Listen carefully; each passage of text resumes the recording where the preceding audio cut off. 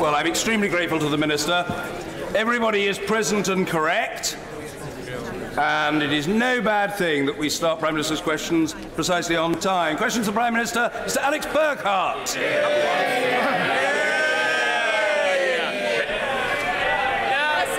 Thank you very much, Mr. Speaker. Number one. The Prime Minister. Thank you, Mr. Speaker. This morning I had meetings with ministerial colleagues and others.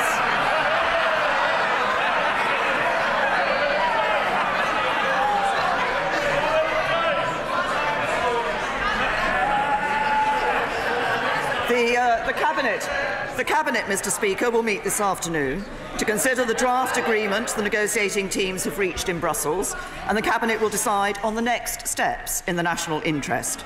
I'm confident that this takes us significantly closer to delivering on what the British people voted for in the referendum. We will take back control of our borders, our laws and our money, leave the common fisheries policy and the common agricultural policy while protecting jobs, security and the integrity of our United Kingdom. And, Mr. Speaker, I will come back to the House to update it on the outcome. Alex Burkhardt. Yesterday saw the best wage growth figures in a decade. And the best employment figures in my lifetime. Does the Prime Minister agree with me that this can only be delivered by the free market economics that unite this side of the House, and not by the bankrupt socialism opposite?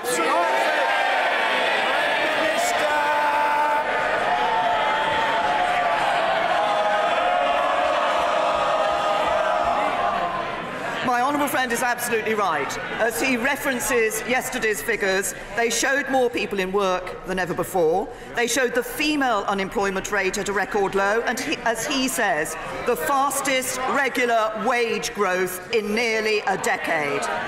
But can I say to my honourable friend, that is also on top of figures last week that showed our economy growing 3 times faster than the Eurozone average. The share of jobs on low hourly pay at a record low, and the number of children in workless households at a record low. But you only get that by good Conservative management of the economy. Jeremy Corbyn. Thank you, Mr. Speaker. After 2 years of bungled negotiations, from what we know of the government's deal, it's a failure in its own terms. It doesn't deliver a Brexit for the whole country.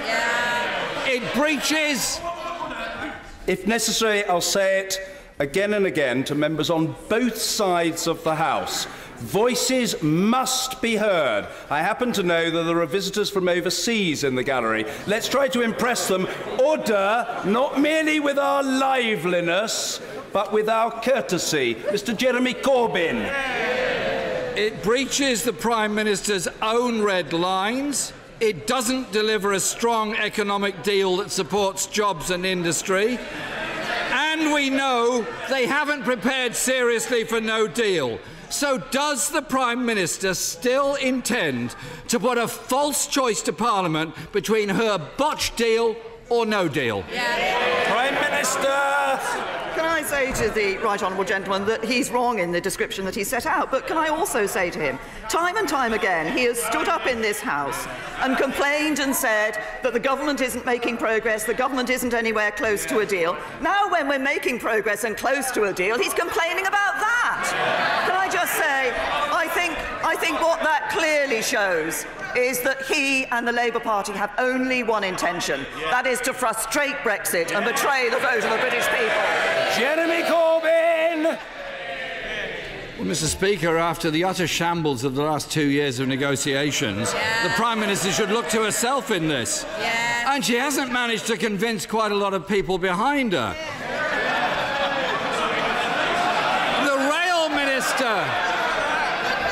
The Rail Minister resigned last week, saying to present the nation with a choice between two deeply unattractive outcomes, vassalage and chaos, is a failure of British statecraft on a scale unseen since the Suez Crisis. And that from a Tory MP.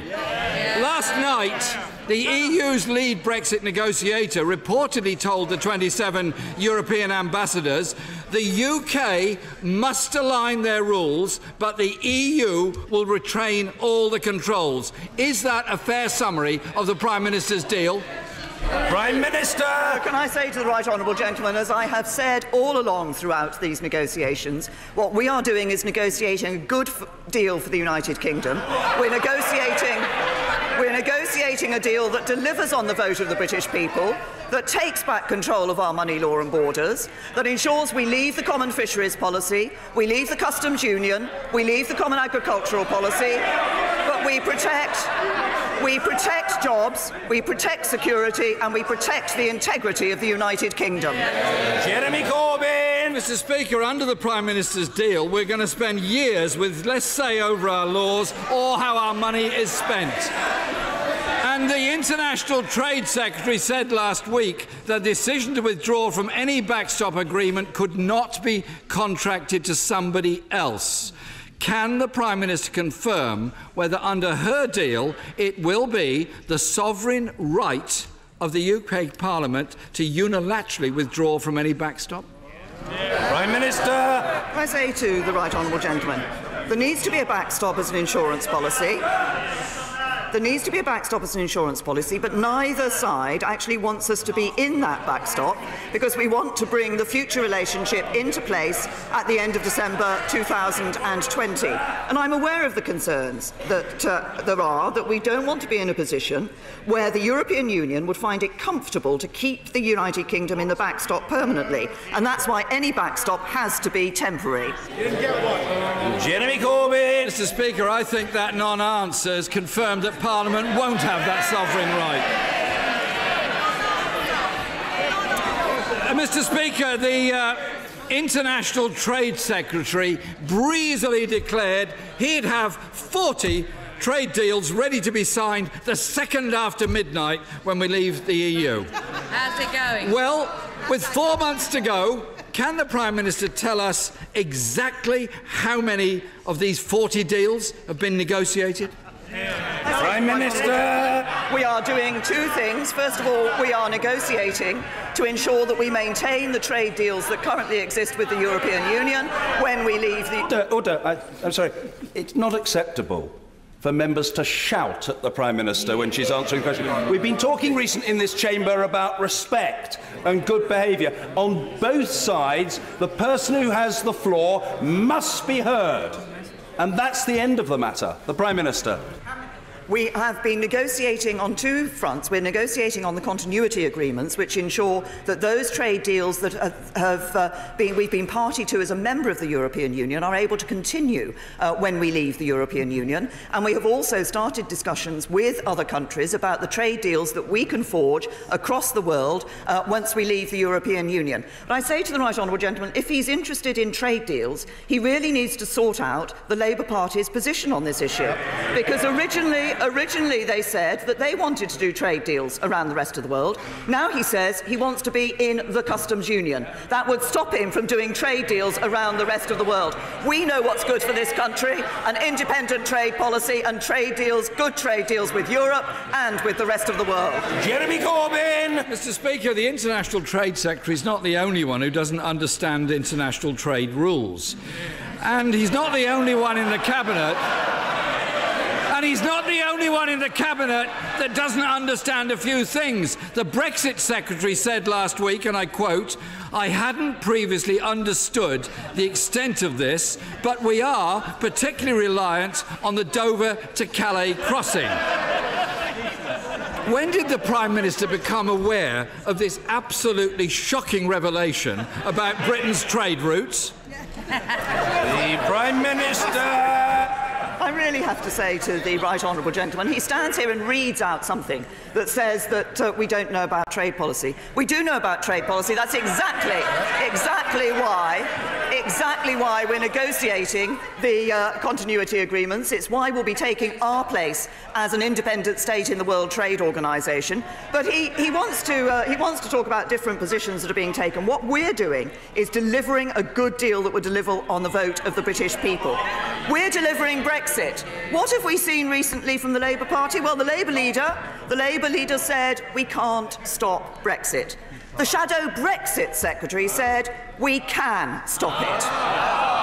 So when he stands up, he should make it clear. Is it Labour Party policy to stop Brexit? Jeremy Corbyn! Mr. Speaker, Labour respects the result of the referendum. But what we don't respect is the shambolic mess that this government has made of negotiations. The mess they created that they can't now get themselves out of. We won't let them destroy this country's economy or the jobs and life chances of so many others.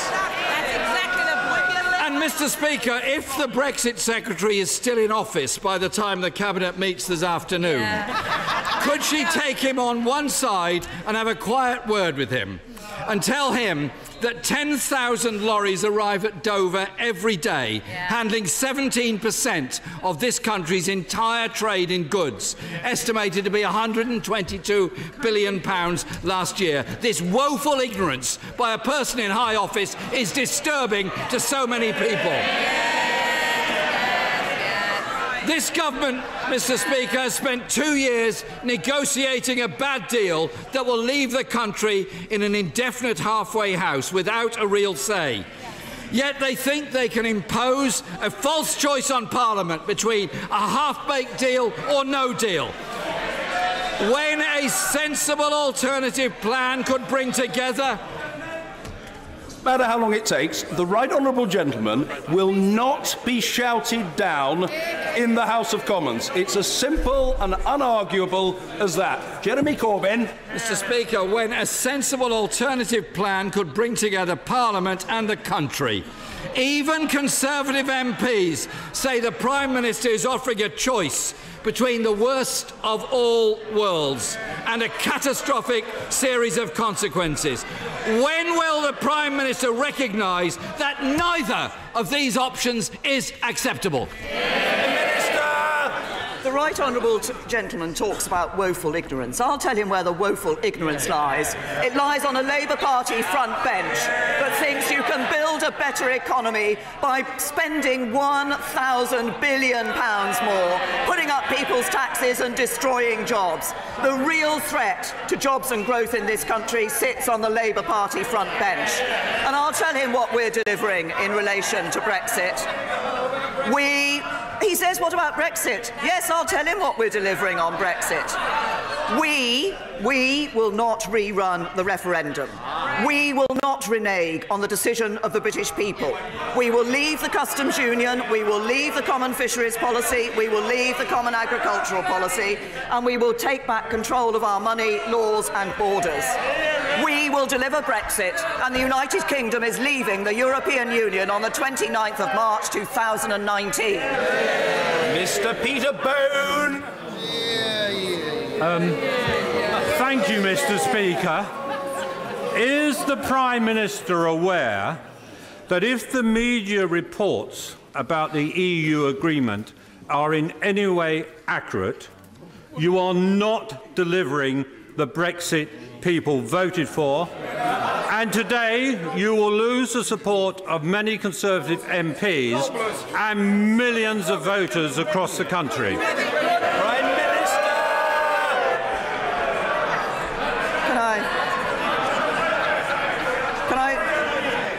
Can I say to my honourable friend, members must calm themselves. I've often advised taking some sort of soothing medicament, and people may feel better in consequence. I want to hear what the Prime Minister has to say, and I hope the House has the courtesy to want to do so as well. The Prime Minister.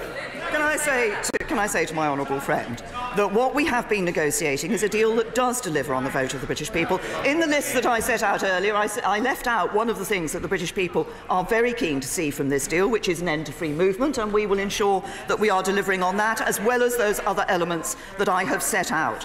What we're doing is a deal that delivers on that vote, but in doing so protects jobs, protects the integrity of our United Kingdom, and protects the security of people in this country. Ian Blackford. Thank you, Mr. Speaker. The Scottish National Party, with other opposition leaders, have written to the Prime Minister, urging her to drop plans to prevent a truly meaningful vote on the Brexit deal. Shamefully, it seems that the government is seeking to prevent opposition amendments to the deal, effectively gagging the sovereignty of Parliament by playing dirty tricks on procedures. Can I ask the Prime Minister, what is she afraid of? Is her government so weak that the Brexit deal will not succeed when other solutions are still on the table? Prime Minister. To the right honourable gentleman, we have been very clear that there will be a meaningful vote in this House. We have also been clear that the motion on the deal will be amendable. But I also say to the right honourable gentleman that I think if you went out and asked any member of the public, when the government brings a deal back from Europe, what do you expect Parliament to vote on?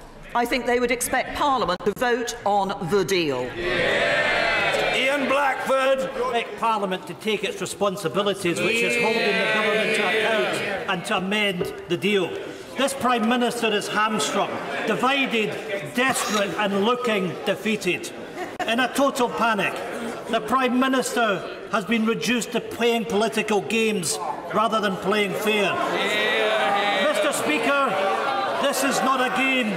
The SNP will never ever gamble with Scotland's future. There is only one lifeline left. To protect jobs in Scotland, we must stay in the single market and the customs union. The Prime Minister will not drag Scotland out against its will. If there is a deal to protect the economy in Northern Ireland, why not Scotland? Minister. The honourable gentleman stands up and says that the SNP will not gamble with Scotland's future. I say to him, the SNP gambles with Scotland's future every time it stands up and talks about independence. No Doherty. Thank you very much, Mr. Speaker. Figures released yesterday show that for the first time ever, more than half of disabled people are now in work, including many military veterans. So will the Prime Minister join me in thanking those employers who have signed up to the Disability Confidence Scheme, which has allowed such great strides to be made in this area? Prime Minister.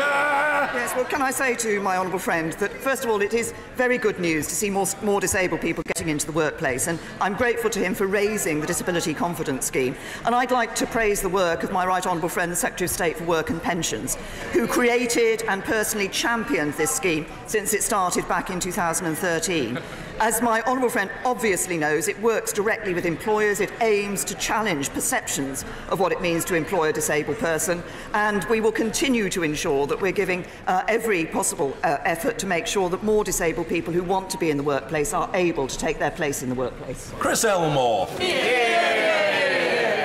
The Prime Minister's likely Brexit agreement will leave our country economically weaker, mean that we take EU rules without any say, and give years of uncertainty for business. Not my words, the words of her latest ministerial resignation, or at least the latest as far as we know. Does she agree with him, and isn't it about time she admitted that there is little to no support for her reckless plan in her cabinet, and even less in Parliament? Prime Minister.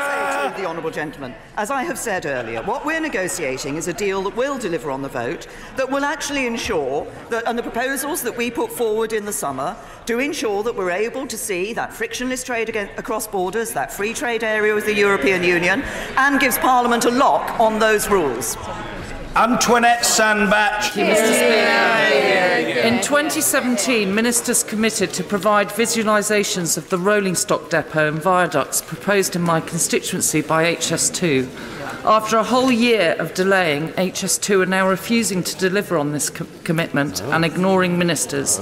Will the Prime Minister ensure that within the next week my constituents get the visualisations of the viaducts and rolling stock depot they were promised, so they're able to comment on the draft environmental statement?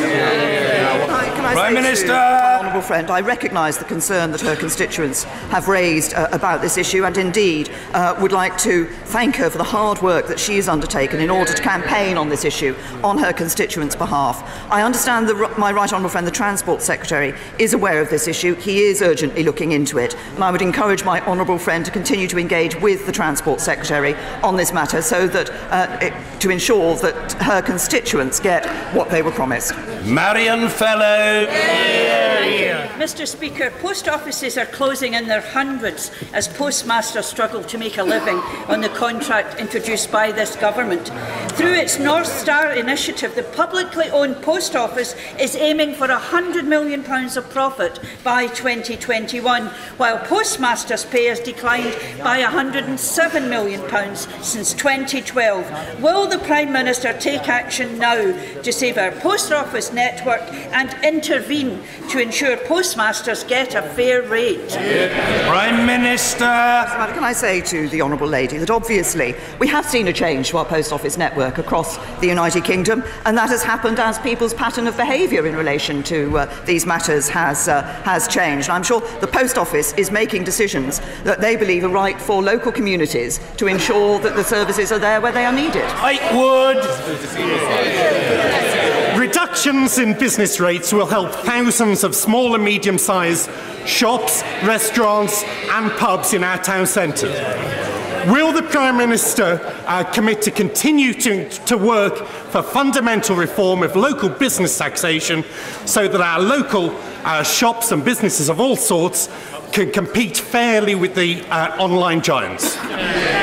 Prime Minister. Can I say to my honourable friend that to thank him for raising the fact and referring in this House to the fact that we are raising the change, we are changing business rates and bringing in those changes to help local businesses. But we are determined to help local businesses, and that's why we're also working to implement reforms to make the system fairer and more effective. That will include 3-year evaluations, removing the so-called staircase tax and with the new check, challenge and appeal system, and we're aiming to increase the local share of business rate receipts to 75% from 2020-21. And in relation to future taxation, I can assure him we will of course continue to keep it under review. We're streeting.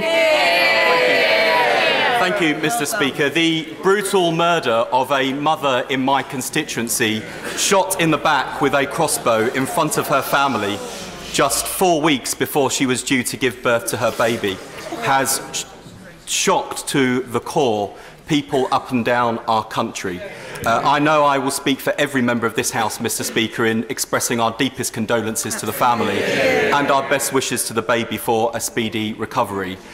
Given that these weapons, like the crossbow used to kill my constituent, are readily available for sale online, can I urge the Prime Minister to look urgently and seriously at expanding the ambit of the Offensive Weapons Bill so that we can toughen the scope of the laws governing the sale, the possession and the use of these deadly weapons? Prime Minister. Can I say to the honourable gentleman, he has raised what is a terrible and tragic case in his constituency, and as he has said, the thoughts of the whole House will be with the victim's family and friends, and our deepest condolences go to them following this terrible attack.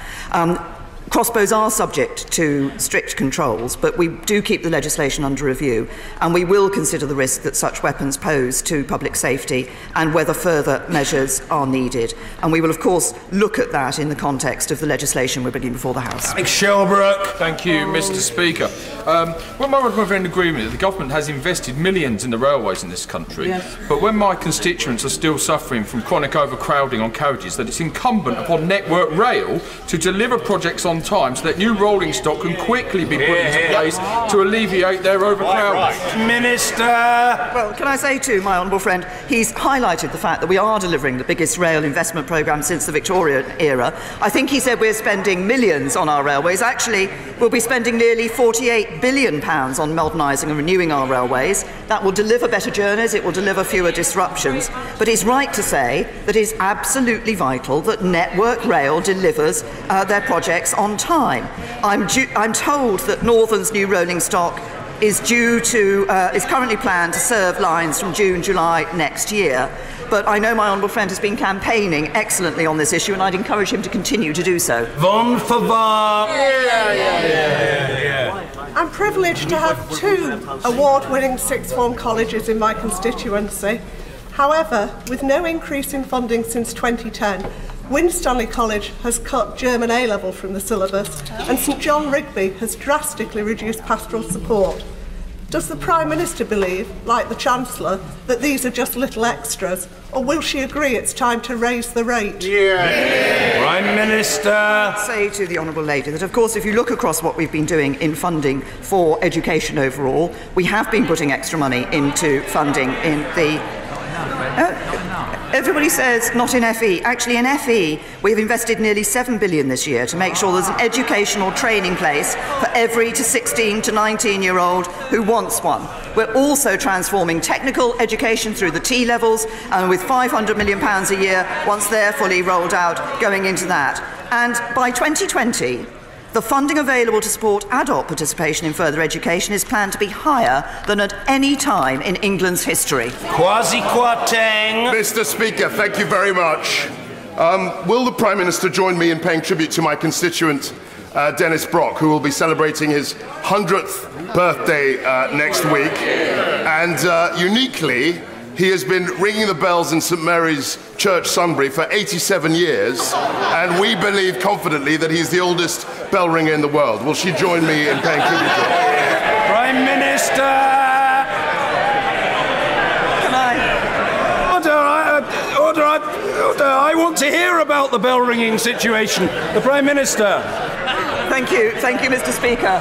Can I say to my honourable friend that I'm very happy, first of all, to wish Dennis Brock a very happy 100th birthday, and secondly, to pay tribute to him for his 87 years of bell ringing. This is, I'm sure, as my honourable friend says, a considerable and significant record, and I think the support that he's given and the work that he's done, his commitment to St Mary's in Sunbury-on-Thames is truly inspiring. Ruth Smith! Speaker, over a third of children in my great city are currently living in poverty. Our local food banks have seen a 42% increase in demand since universal credit was imposed on us in June. Most referrals come from the Tory-led City Council, who are refusing to give them a penny. Is this compassionate conservatism? No. Say to the Honourable Prime Minister, as she is well aware, we're introducing universal credit. The previous system of the benefit system we inherited from the Labour Party did not work. It left over 1 million people living on benefits, trapped in benefits for more than up to a decade. What we are doing is ensuring that people have the more encouragement to get into the workplace, and when they're in the workplace, work always plays. And as I said, we have seen very good figures in the significant reduction in the number of children in workless households. Mr. Kenneth Clark. Mr. Speaker, at the moment we're in the middle of a swirl of rumours about the proposed deal with the European Union and a torrent of criticism from all the government's most ferocious critics. But one of the rumours is that if the Cabinet agrees the deal this afternoon, the government proposes later today to publish a white paper setting out the details. Will the Prime Minister give an assurance that if and when this deal is published, a statement will be made to this House of Commons when it is produced, because it is this Parliament which is going to have to decide now what to do next, and you don't want Parliament only to be consulted after another 24 hours of rumours and criticism. We re-establish parliamentary sovereignty, and I wish the Prime Minister well in obtaining a majority for some course of action in future which is in the national interest. Prime Minister. Can I say to my right honourable and learned friend that there are in fact two stages in this, potentially two stages in this process. The Cabinet, as I said today, will be looking at the draft agreements that the negotiating teams have produced and will consider and determine what the next step should be in the national interest, as my right honourable and learned friend requests us to do. And I can assure him that we will be looking at this in the national interest. And as I said, I will return to the House in order to explain the outcome of that.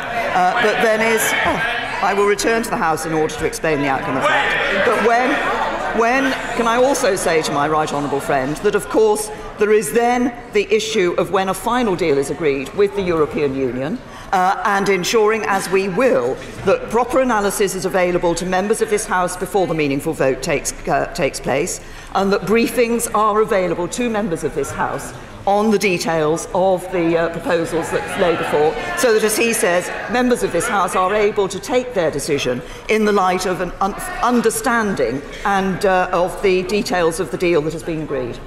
Joan Ryan. Home Office documents, the Met Commissioner, the Police Federation and now even the Home Secretary say the government's cuts to policing have had an impact on the surge in violent crime. We cannot continue to see the levels of violence which resulted in 5 fatal stabbings in 6 days in London just 2 weeks ago. How many times does the Prime Minister need to be told about the dire consequences before she gives our frontline policing the resources they so clearly need?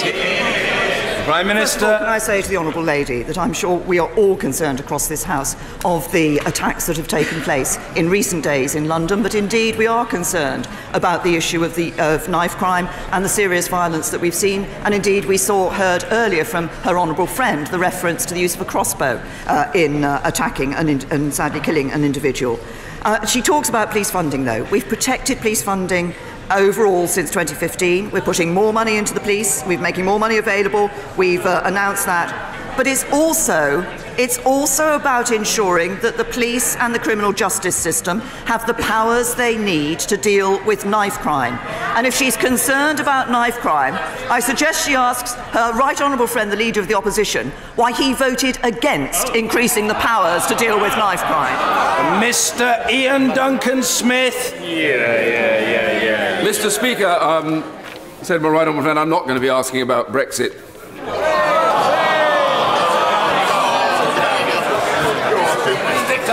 For now, but can I say to her that I was enormously proud of my government for agreeing to lower the stake on fixed odds betting terminals to £2 because they have caused endless harm, terrible damage to families, and it was the right decision. Since then, there has been a hiatus about the date in which this would start. Can I ask my right honourable friend, is it a reality that now that we have put down an amendment, that the government will accede and that we will get this process started on the 1st of April next year?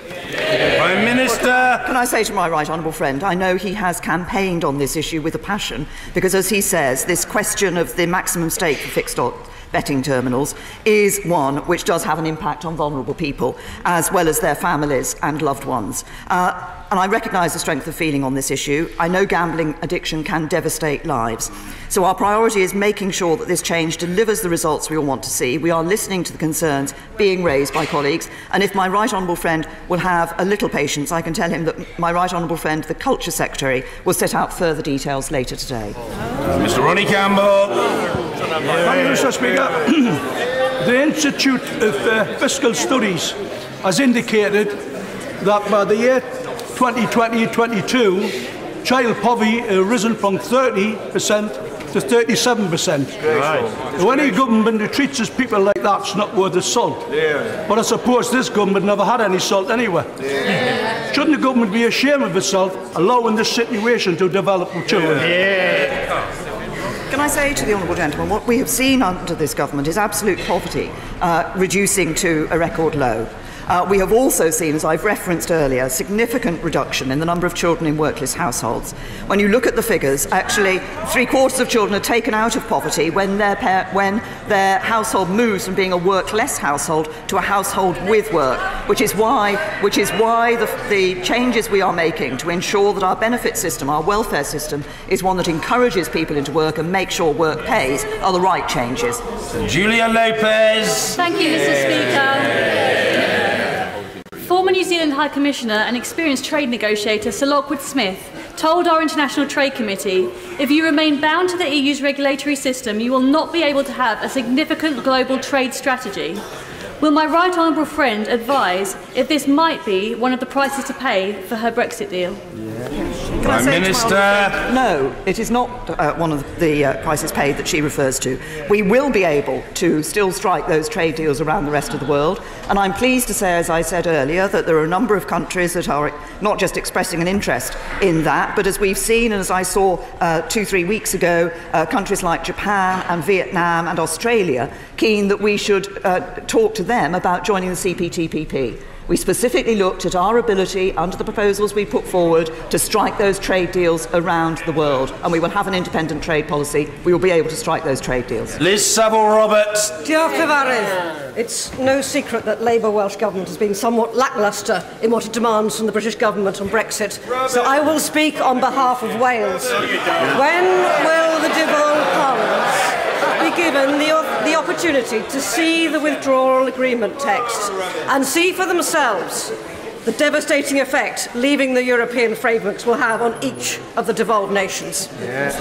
Prime Minister. Lady, that, as I indicated in response to my right honourable and learned friend, the member for Rushcliffe, we will ensure that information is available to members of this House on the withdrawal agreement and on the future relationship that is agreed with the European Union. We will ensure that briefings are available, that documents are available, and that the analysis that the government has previously committed to itself to is available, so that when members of this House come to the meaningful vote on a deal, they will be able to have that information and cast their vote against the background of that information. Sir Roger Gale. Mr. Speaker, further to the point raised by my right honourable friend, the member for Rushcliffe, as soon as practicable following the Cabinet meeting this afternoon, would my right honourable endeavour to make available to all members the details of the draft agreement, so that those of us who wish to do so can comment upon the basis of fact rather than ill-informed speculation? Prime Minister. Can I say to my honourable friend that obviously the Cabinet is meeting to determine what the next steps are in relation to this issue. That if this is a deal that is then taken forward for further debate and negotiation with the European Union, I believe it is the intention to ensure that the details of that deal are made public so people can look at the facts. Dr. Rosanna Allen Carr. Thank you, Mr. Speaker. If what is being reported is correct, the Prime Minister is set on ploughing through with a Brexit deal that will be bad for our economy, bad for our jobs, and bad for hard-working people up and down this country. If the Prime Minister honestly believes that she commands the will of the people, will she put her Brexit deal to the people, either through a general election or, failing that, a new referendum? Prime Minister. Can I say to the honourable lady, first of all, we're negotiating a deal that will be good for the economy of the United Kingdom. It will be a deal that will ensure we continue to have a good trading relationship with the European Union, but also that we're able to strike independent trade deals around the rest of the world. And on the issue of the second referendum, there was a referendum in this country in 2016. We asked the British people whether they wanted to remain in the EU or leave the European Union. They voted to leave, and that's what this government will deliver. Mr. Simon Hoare. Thank you, Mr. Speaker. This morning, an incredibly well attended AGM of the thalidomide APPG took place. Could I invite my honourable friend, my right honourable friend, to lend her support and that indeed of the Foreign and Commonwealth Office to talk to the German government, to persuade them of the case of the merit for social justice, and to deliver a lasting solution for those who have suffered for too long. Well, can I say to my honourable friend, and I first of all thank him for the way he has been championing this cause, and I think it is significant that so many years after this thalidomide caused the problems and the difficulties for people that it did, we still see, as he says, having people like himself and others having to campaign on this particular cause. And I will certainly look into and ask the Foreign and Commonwealth Office to look into what he says about the possibility of speaking to the German government on this particular issue. Mike Kane. Thank you, Mr. Speaker. Asia Bibi spent 8 years on death row in Pakistan for a crime she did not commit. Since the High Court quashed her conviction, she has been in hiding.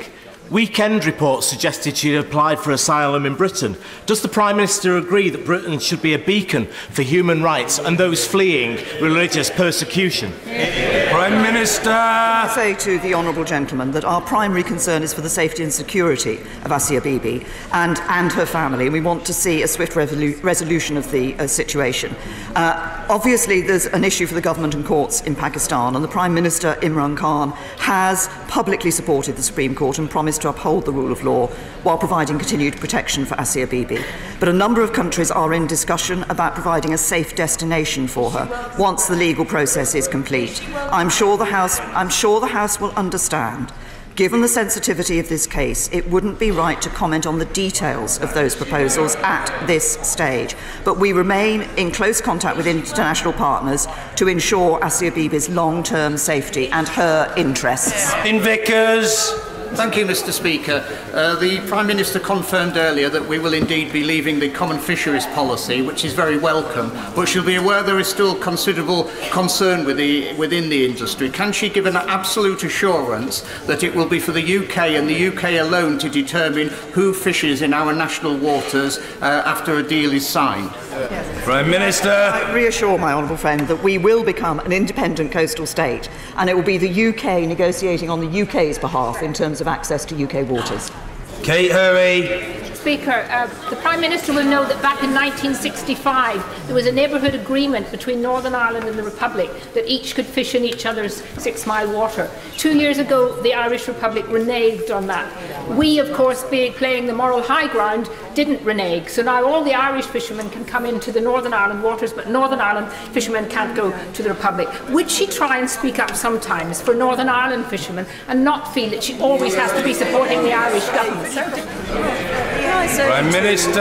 Right Honourable Lady, that consistently throughout these negotiations, one of the issues I have had at the forefront of my thinking has been the people of Northern Ireland. She raises a specific issue about fishing, and I'm happy to look at the specific issue of the 6-mile waters that she has referred to. We will become an independent coastal state, as I've just said in response to my honourable friend, and we will ensure that it is the United Kingdom that is negotiating on behalf of the UK for access to UK fishing waters. But the people of Northern Ireland are at the forefront of our concerns in relation to the deal that we're negotiating. The Prime Minister is to be commended for initiating her race disparity audit, which showed, amongst other facts, that traveller children have the worst educational, health and employment outcomes of almost any group. They do.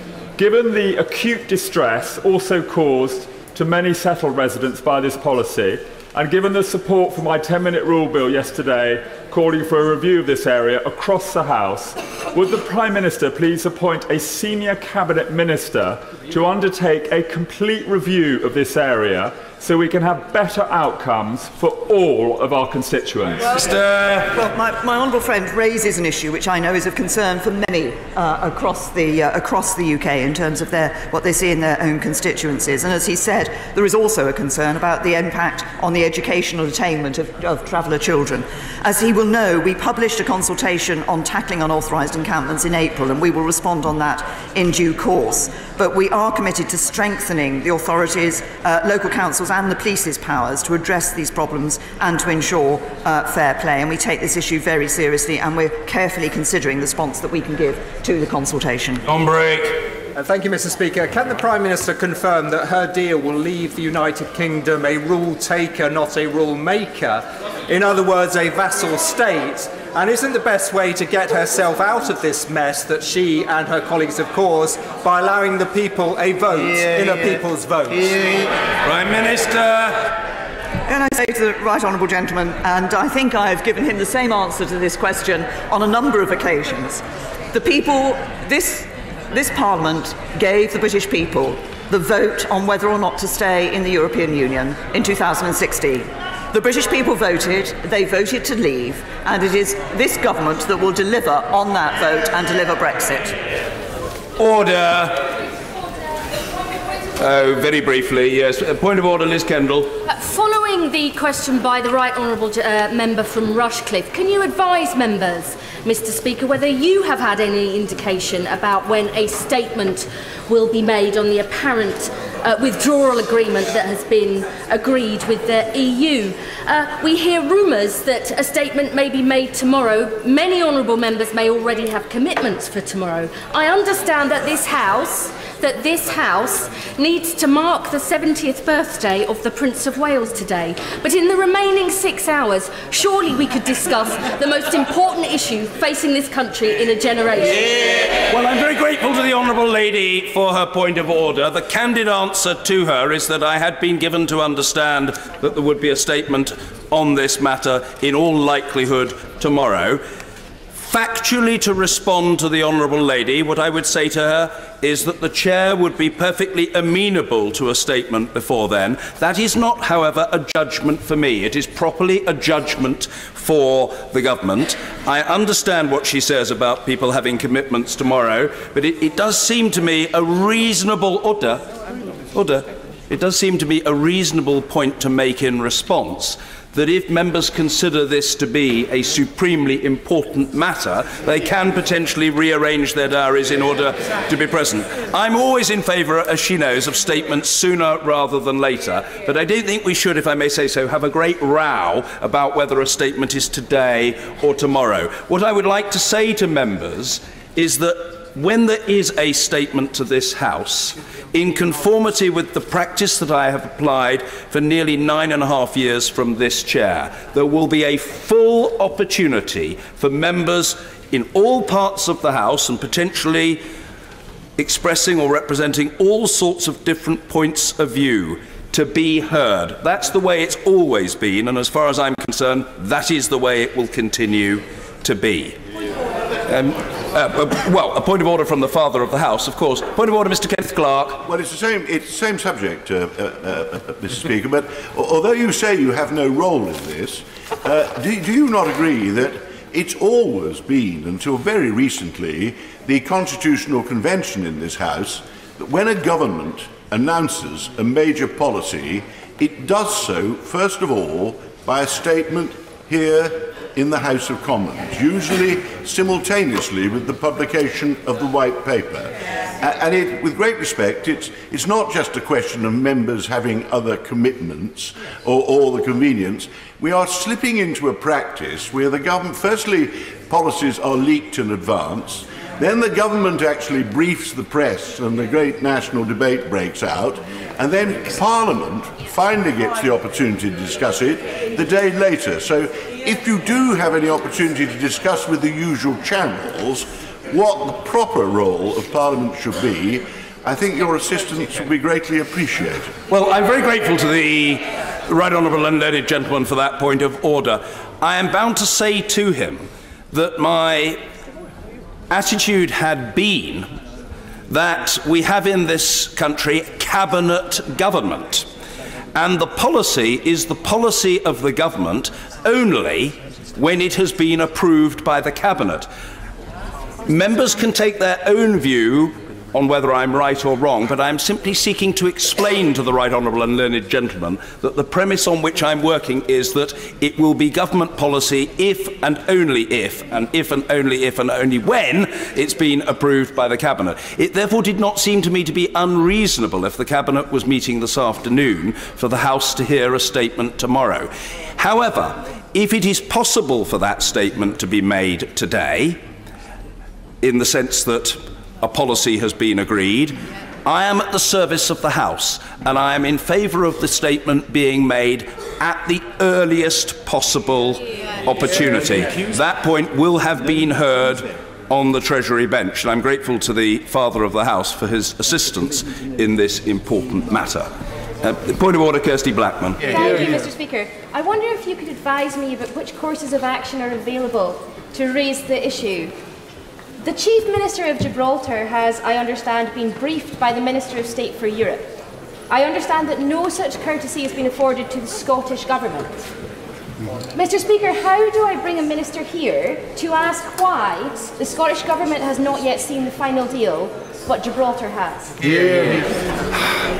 There may be an opportunity for an exchange later in the day. The Minister for the Cabinet Office is perched as though he's about to leap to his feet with alacrity to respond through me to the Honourable Lady. Minister Liddington. If it will help the Honourable Lady, I had a very constructive meeting with the First Ministers of both Wales and Scotland last Friday morning, where we discussed the progress of negotiations as they were at that point. My right honourable friend, the Prime Minister, will, when the Cabinet has taken a view and come to a decision about what has been agreed provisionally between negotiators, talk directly to the First Ministers of Scotland and Wales, because it is quite right that they should be fully briefed on what it is that the Cabinet has decided. Thank you. Oh, very well. I hope it's not vexatious. I hope it's not a point of frustration, Mr. Doherty-Hughes. Point of order, Mr. Martin Doherty-Hughes. I wouldn't be frustrated at all, Mr. Speaker. Especially not in here. 1 year has now passed since my constituent Jagtar Singh Johal has been arrested in India with neither evidence nor a witness placed before a court of law, and report of torture placed before the United Nations Rapporteur on Torture.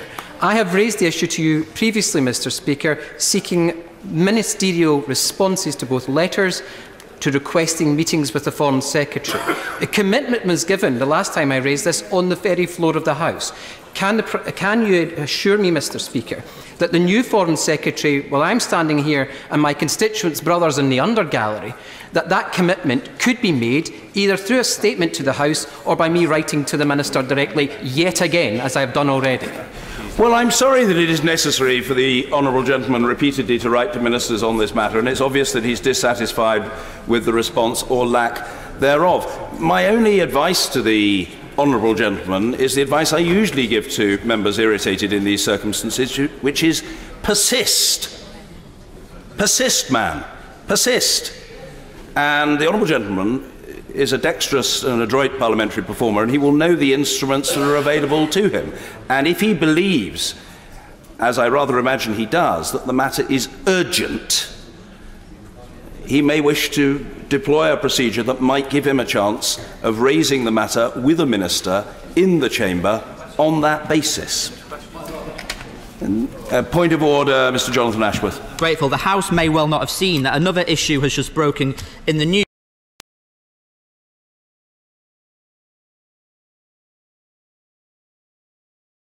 Audio circuit for the Reuters live service.